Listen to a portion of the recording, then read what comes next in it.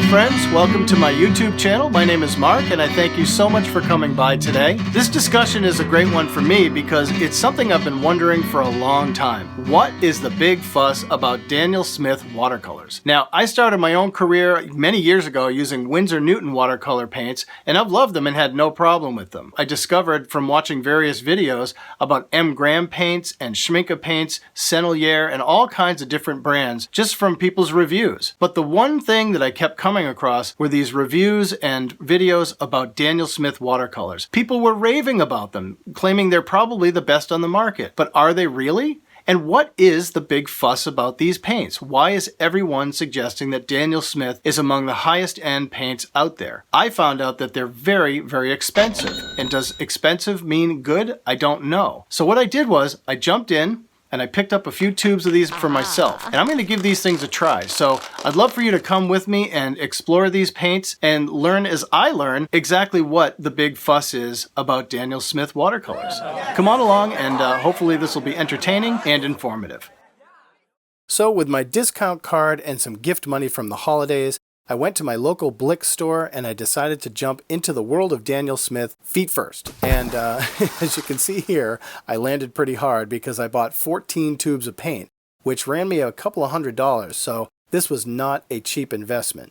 But it was an important investment for me in something that I love to do. I wanted to build an essential set that I was going to use on a regular basis that was going to really satisfy the needs of me as an artist and a watercolor painter. You know, I picked up a bunch of consistent colors that I have in all my different sets, but I also picked up a few colors that I don't have. For example, Phthalo Blue I've never had before, and I was really curious to try it. As well as Potter's Pink. I've never tried this one, but I've always wanted to check it out. So I was really satisfied with my decisions. It took me about an hour or so to put it together, and I really am happy with that. Now this is the portable painter's palette that I got as a giveaway prize from Teoh at parkablogs.com. Now, if you don't know Teoh's channel on YouTube, I highly recommend you check it out. He's got a fantastic review of this product that goes way beyond what I could say about it. Teoh's channel is great because he's got so many great reviews of electronics, art supplies, books, all kinds of things, and he's a fabulous artist as well. In fact, he's the one who inspired me to pursue Daniel Smith paints. He's a big fan of Daniel Smith, and all his reviews really kind of lent me insight to what I could expect from Daniel Smith paints.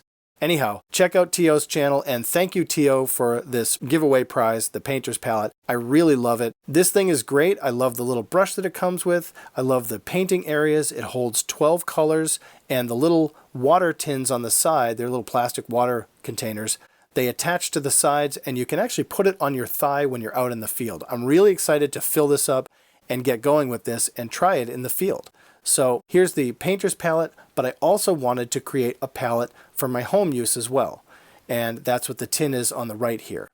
I could tell right away when thinking about what's the big fuss about Daniel Smith, I could tell right away just emptying these tubes into the pans. These colors were just so rich and just wonderful to just pour into the pans. They behaved really well, and I could just get them right into the corners of the pans. So what I did was I assembled these, and I'm going to lay them out to dry. It'll probably take a couple of days, so I'll come back in a couple of days after this coffee break.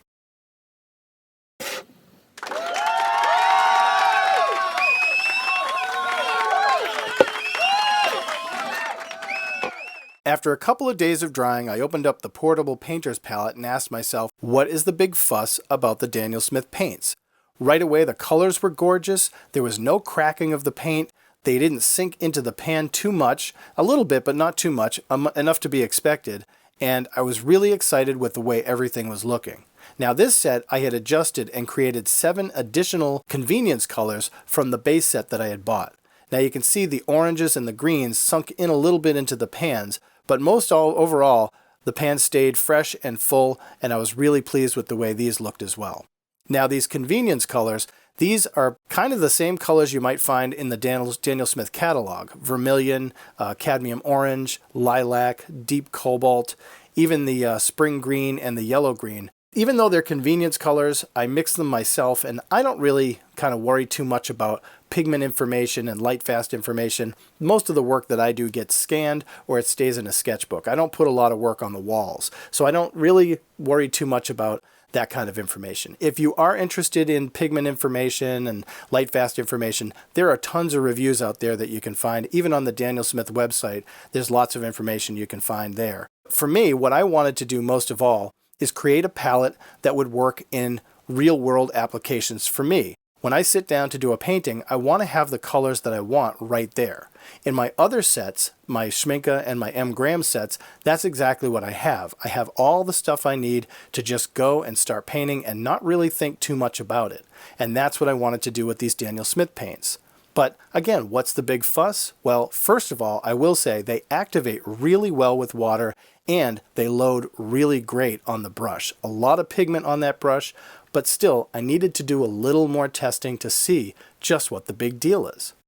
This line test was a comparison between Schmincke, M.Graham, Daniel Smith, and Sakura Koi, which is a student grade set.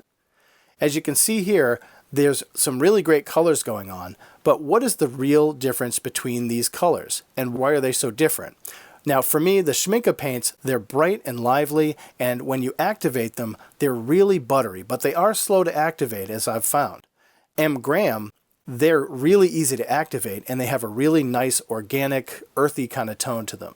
Daniel Smith, on the other hand, it's kind of a nice balance between both. There's a lot of pigment in these paints, and that's what I really, really love, and I understand why people go for Daniel Smith, because there's so much pigment in these paints. Now the Sakura Koi is a student grade set, and you can see the difference in the burnt umber to the right, just how much pigment the Daniel Smith has over Sakura Koi. Now I love the Sakura Koi for my field kit. I used to take it out everywhere, but I think I'm going to start using this portable painter's palette and take that with me on my adventures. So how is this going to be used in a real-world application? Well, I could pull out a piece of high-end watercolor paper like Arches or Legion.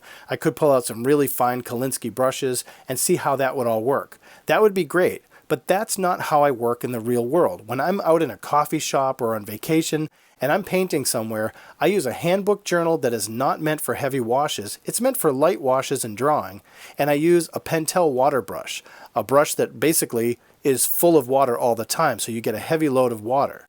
Well, I decided to do that with this little landscape that I'm painting, and what I found was these paints are really, really quick to activate. You just put a little water on them and bam, they're ready to go. And when you roll the brush into the pigment, it holds to that brush fully loaded, so you get a great amount of paint and pigment on the brush at one time. With M.Graham, the same thing. They activate really quick and you get a full load of paint. With Schmincke, they're a little slower to activate for me. I'm not sure if that's everybody else's experience, but once they do, those buttery colors just really pick up well. So in comparison of all these different sets, I would have to say if you were to try to pick one set over the other, whether it's M.Graham, Schmincke, or Daniel Smith, I think it really wouldn't matter which set you buy because they're all great sets. For different reasons, but they're just slightly different, and really, to me, it's not that important which one's better or which one's worse. I love these Daniel Smiths so far, and I can't wait to explore with them further, as much as I love the M.Graham paints that I have, or the Schmincke, for similar reasons. Now, these things are expensive, so if you have the money to invest, then that's a great thing, and it's worthwhile to check it out and explore. But if you don't have the kind of money to invest in this, maybe just pick up a few tubes and make your own convenience colors from some primaries. Maybe get some phthalo blue and some Hansa yellow and maybe a Pyrrole red, and you can explore and just make a bunch of different colors that you like and would accentuate your work and your routine when you paint. Anyway, I hope you enjoyed this video. I hope it was informative for you. Thank you so much for coming by today and checking this out. If you haven't subscribed, please subscribe below, and I'd love to bring you more content like this. Also, check out noisetrade.com where you can get the music you hear on my channel for free. Have a great day, stay well, and God bless.